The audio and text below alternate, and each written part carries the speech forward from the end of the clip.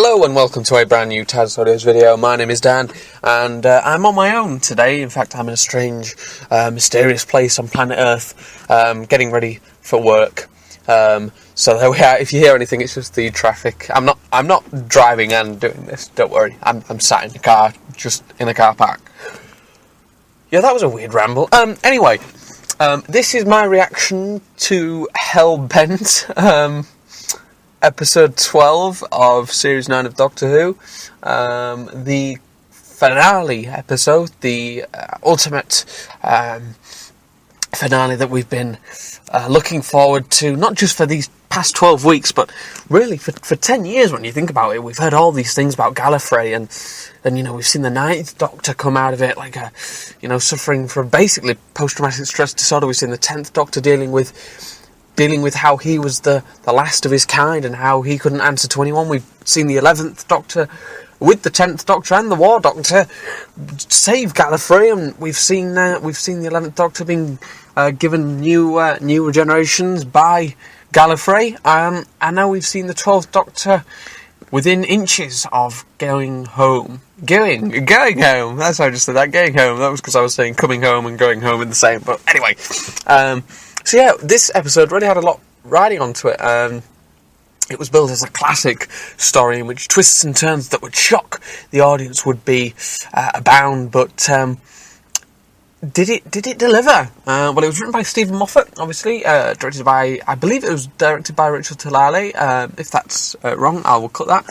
And obviously stars Peter Capaldi as the 12th Doctor, and a bunch of other people who just sort of are there. Yeah. Did this episode deliver? If it wanted to deliver in being rubbish, then yeah, it totally delivered. In fact, it was probably the worst episode we've ever had. I mean, it was it worse than Sleep No More? Yeah, because at least Sleep No More didn't have any, I didn't have 10 years worth of build up for it.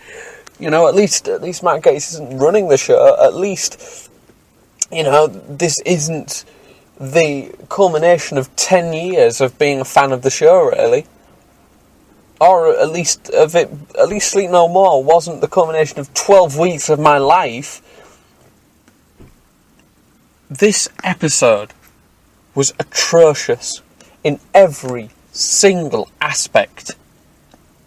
And I'm going to get really mad during this rant, so I do apologise for that now. I will try to keep the language in a state of relative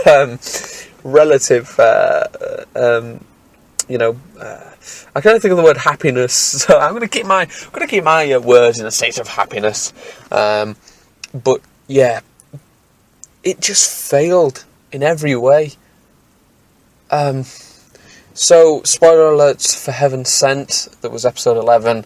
The Doctor was trapped in basically his own will and testament, his own nightmares, and spent 4 billion years smashing through basically the wall from Game of Thrones. And when he smashed through finally, he found that he was back on Gallifrey. That was the cliffhanger for episode 11. So we're coming to episode 12. He's let the Time Lords know that he's back, and the opening, maybe 10 minutes of this episode, was really dark and mysterious, and actually really, really interesting. We had the Doctor flipping between him being on Gallifrey with basically the poorer folk of Gallifrey, and then him speaking to what looked like Clara. It was Jenna Coleman, dressed as a waitress in an American diner, and Capaldi's Doctor was basically telling this waitress the story. And the opening scenes on Gallifrey were absolutely amazing. They were really, really good. Not a word was spoken by Capaldi. Not a word was spoken by hardly anybody.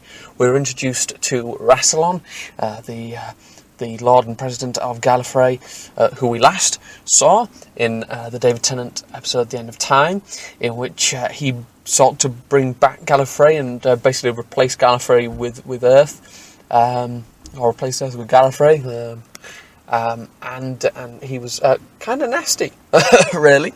And we get Rassilon in what I presume is Arcadia. I don't exactly know where this is. It was the capital. I don't actually know, so if I got that wrong, I apologise for that.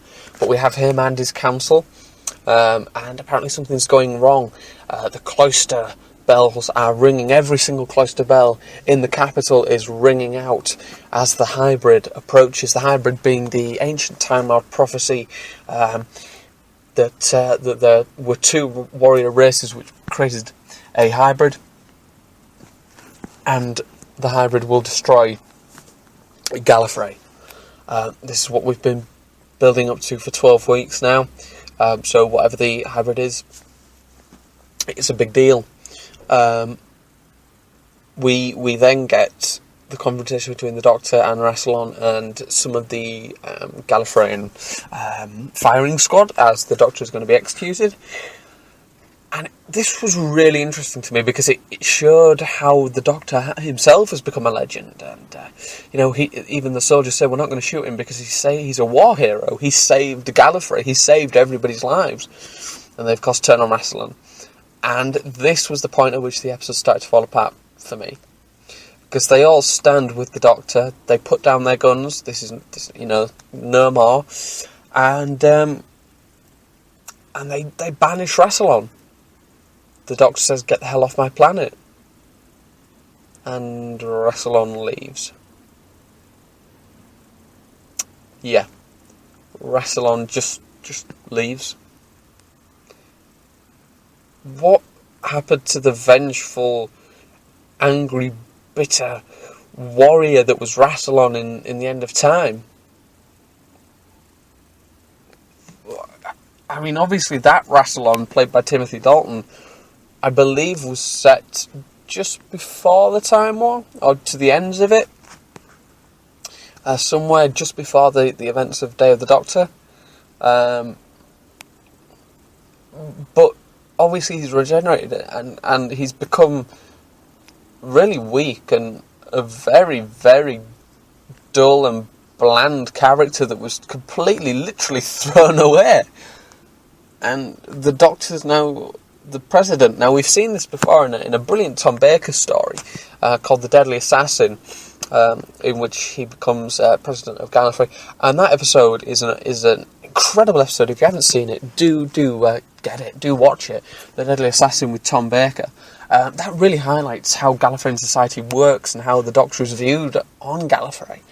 This, in Hellbent, was just completely different. There was no sense of division between the Gallifreyans. I mean, what happened to Rassilon's council between the end of time and Hellbent?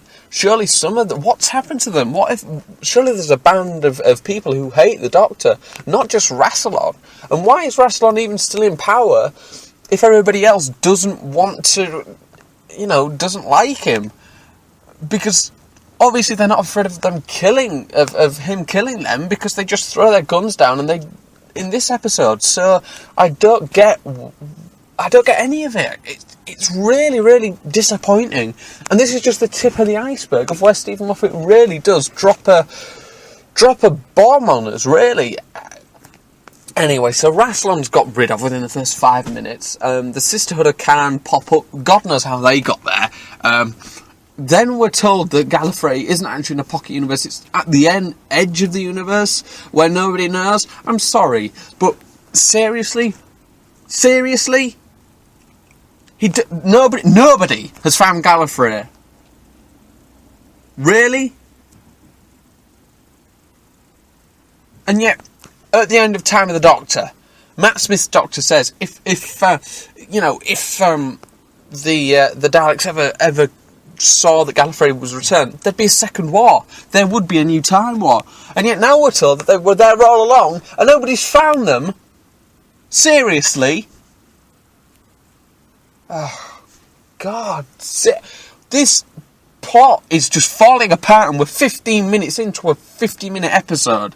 Or 45 minutes, or whatever it was. So then, what happened then?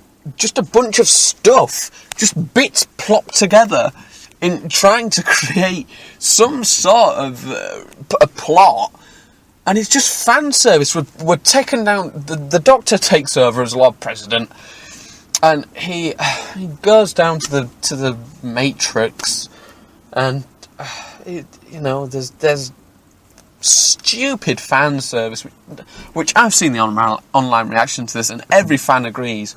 Yeah, fan service is nice every now and again, but when you literally put a couple of Weeping Angels, a Dalek, and a Cyberman in the Matrix system as part of a database that the Time Lords have on them, and you don't do anything with them, what's the point of them being there? Because you've just wasted 5 minutes worth of the episode on nothing. Oh, there's a Weeping Angel, but nobody cares because it can't do anything. And the amount of times we've seen the Weeping Angels and how they've been destroyed by Moffat since their original appearance in Blink, there's nothing left to be scared of.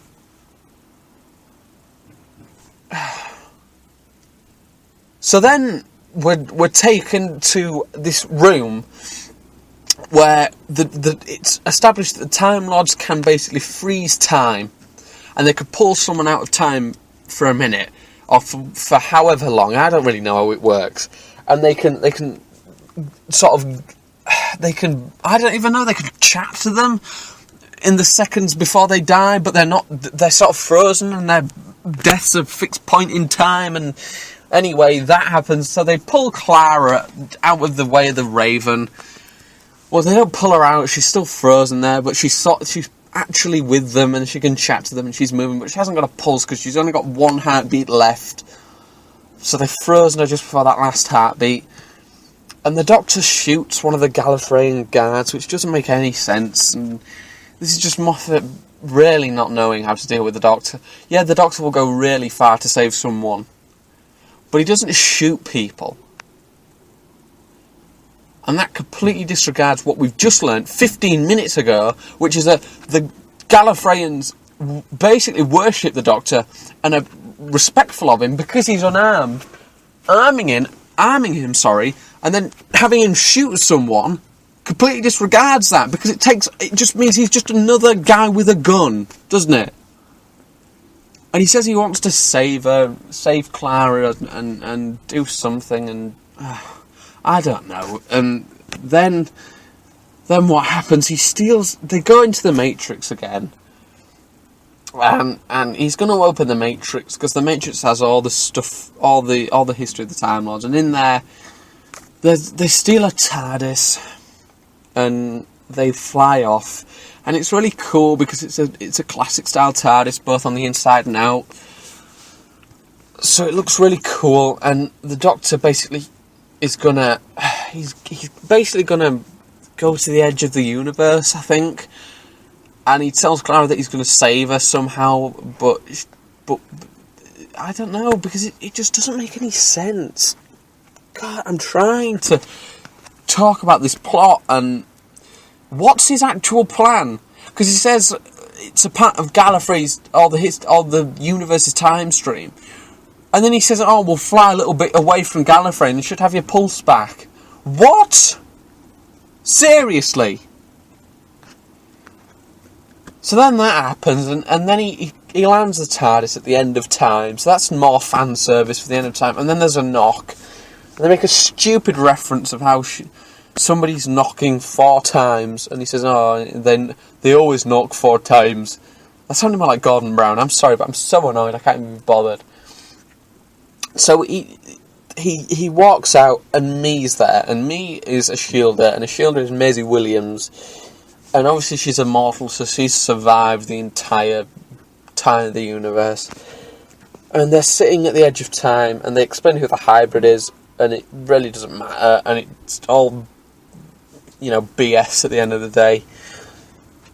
And she basically says that you can't save her, and he says, yes I can, and she says, how? And then it's, oh, well, who put you in touch with Missy, and who's the hybrid? And it's just like, I don't know, and apparently Mee's the hybrid, Mee's a Shielder, and because she's a part human and part Maya, and they're both warrior races.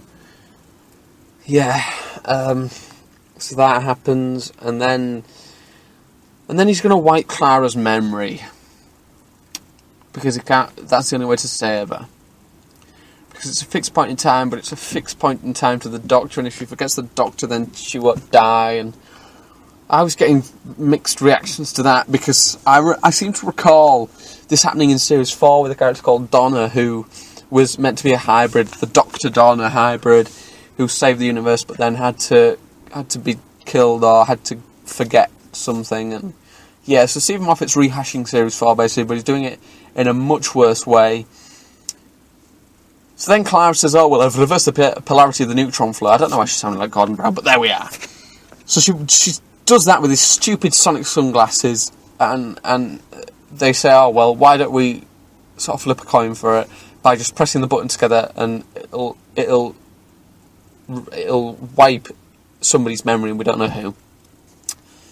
And it wipes the Doctor's memory, and then me and Ashilda steal the TARDIS, and it flashes back to the diner, and he can't remember anything, and Capaldi's playing Clara's theme, that's all he can remember, and the diner turns out to be the TARDIS that they stole from Gallifrey, and they've brought his TARDIS there, and then it's set up that me and Clara end up flying away in this diner, because she's frozen in time, which is the worst possible way to go, Moffat, because we had a perfect ending to Clara in Face the Raven, and you just wiped it out. In fact, you've not just done that, you've wiped out the entire 12 weeks. Oh no, you've not even done that. You've wiped out 3 years of Doctor Who, because whatever she has done to the Doctor has been forgotten because he can't remember. So thanks for that. Series 7, 8, 9, the 50th, Time of the Doctor. None of it matters because he can't remember. Thanks for that. So then it finishes with Capaldi going off in his TARDIS and getting a new sonic screwdriver, which the screwdriver looks like something that you'd find in an adult shop. I don't know. It was so bad. And I'm sorry, but this is a rant, and I'm sorry that I'm not giving you much detail, because I don't want to spoil it too much. I've given you a basic plot overview, but I'm sorry. It was dreadful. Rassilon was completely pointless. Gallifrey was wasted. The last 3 years was wasted. It was awful. Stephen Moffat, stop writing Doctor Who. I've had enough.